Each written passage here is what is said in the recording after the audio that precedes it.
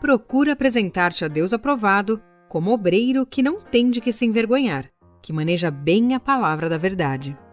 Mas o que tudo isso significa? Se você quer saber, fica aqui comigo até o final, que no vídeo de hoje falaremos sobre esse versículo. E esse estudo é do Moisés Soares. Muito obrigada pela sua colaboração, irmão.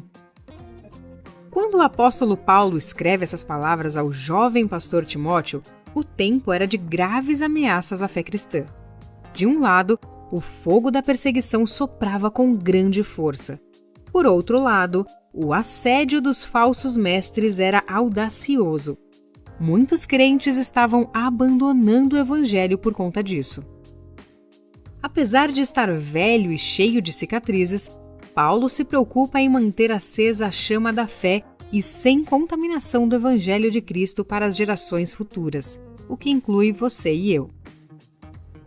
Embora Timóteo, muito jovem e tímido, estava à frente da grande igreja de Éfeso, localizada na Ásia Menor. Aquele era um verdadeiro campo minado pelos falsos mestres. Isso não é muito diferente daquilo que podemos ver em nossa cultura nos dias de hoje, não é mesmo? Marcada pelas distorções e pelo relativismo, sem verdades absolutas, onde o fim justifica os meios, não importa quais eles sejam. Portanto, Timóteo precisava receber a tocha do Evangelho e passá-la adiante com fidelidade. Timóteo deveria guardar o Evangelho intacto. Nada pode ser acrescentado ao Evangelho e nem dele retirado. Quando o Evangelho perde a sua pureza, perde também seu poder e a sua eficácia.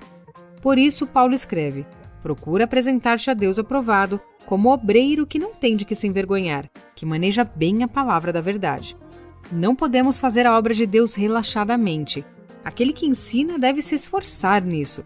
Quem prega deve ser um mestre na palavra. Aquele que para de aprender também para de ensinar. Quem não abastece a sua própria alma com a palavra, não pode alimentar os outros com a palavra. Apresentar-te no original significa estar pronto para o serviço, uma ideia de utilidade. A palavra dokimos, traduzido por aprovado, fazia referência a uma pedra lavrada, cortada e provada, a fim de ser usada adequadamente na construção de um edifício. Uma pedra com um ângulo imperfeito era marcada com a A em maiúsculo, que significa não, ou seja, foi provada e encontrada deficiente. Por isso, precisamos apresentar-nos primeiro a Deus como aprovados, para depois apresentar-nos diante das pessoas com eficácia.